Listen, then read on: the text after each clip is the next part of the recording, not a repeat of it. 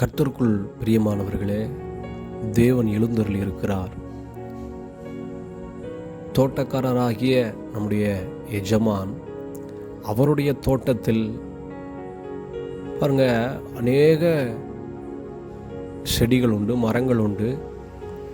அதற்கு தேவையான உரம், அதற்கு தேவையான மருந்துகள், அதற்கு தேவையான சகலமும் செய்யப்பட்டு கொண்டே இருக்கிறது.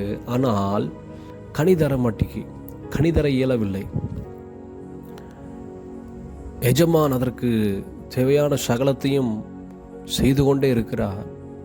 தூசி துரும்புகள் இருக்கிற எல்லா அசுத்தங்கள், எல்லா கல் முள் போன்ற தூசிகள் எல்லாவற்றையும் எடுத்து போட்டு அதை சீர்படுத்தி அதை பக்குவப்படுத்துகிறார். அதை சரிப்படுத்தி நல்ல உரங்கள் போட்டு நீர் பாய்ச்சி அதற்கு தேவையான சகலத்தையும் செய்கிறார். ஆனால் கனி வர மாட்டேங்கி. இப்போது பாருங்கள், அநேக முறை இதை யோசித்து கொண்டே இருக்கும் பொழுது எஜமான் தூர இடத்துல இருந்தாலும் எஜமானுக்கு ஒரு விதமான சந்தேகம். அப்போது எஜமான் பாருங்கள், ஊழியக்காரரை அனுப்புகிறார், தன்னுடைய ஒரே பேரான குமாரனை அனுப்புகிறார். ஆனால் அவர்களிடத்துலேருந்து எந்த விதமான ஒரு சாலிடான ஒரு ஆன்சர் கிடைக்கல.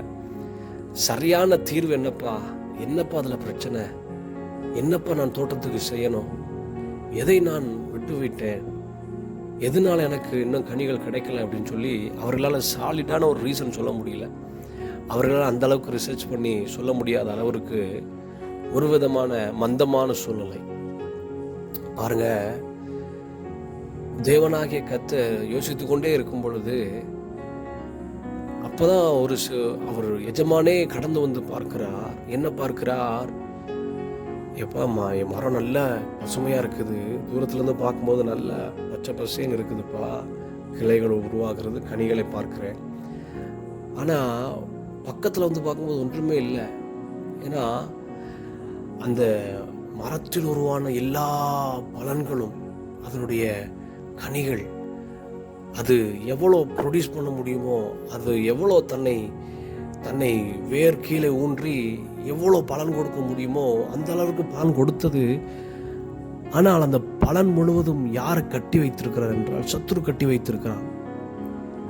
பாருங்க, ஊழியக்காரனை அனுப்புகிறான், அதுக்கு தீர்வு கிடைக்கல. தன்னுடைய ஒரே பேரான குமாரனை அனுப்புகிறான், தீர்வு கிடைக்கல. அப்போது எஜமான் முடிவு பண்ணுகிறார், சரி நானே போகிறேன்.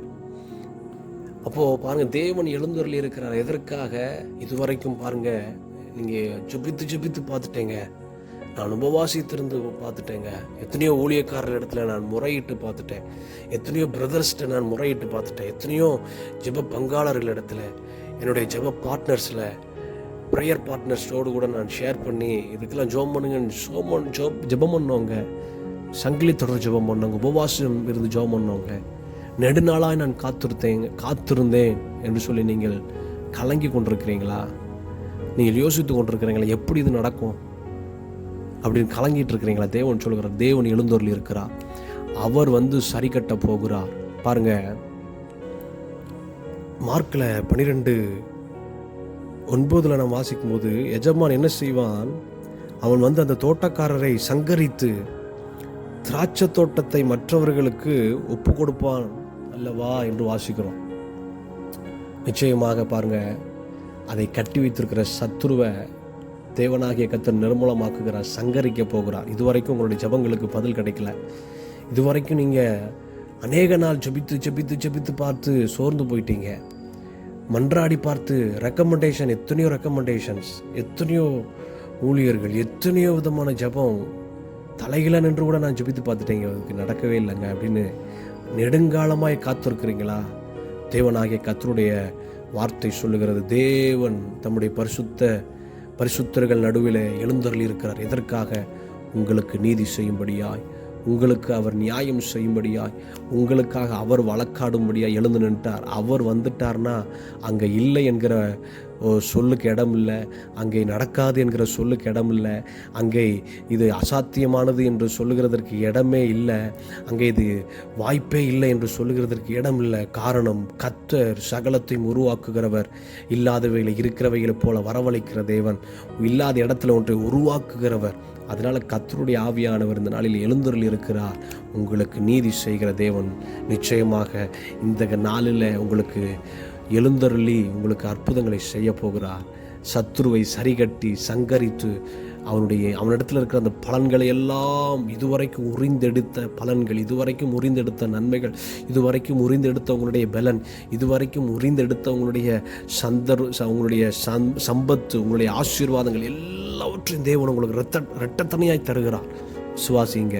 ஆண்டவர், என்னுடைய வாழ்க்கையில் நீ எழுந்தருளி இருக்கிறீர், இந்த நாளில் எழுந்தருளி இருக்கிறீர், எனக்கு இரட்டத்தனையான பலனை நீ தருகிறீர், நீ சரி கட்டுகிறீர் என்பதை விசுவாசித்து கர்த்தருடைய சமூகத்தில் விசுவாசத்தோடு ஜெபம் பண்ணுங்க.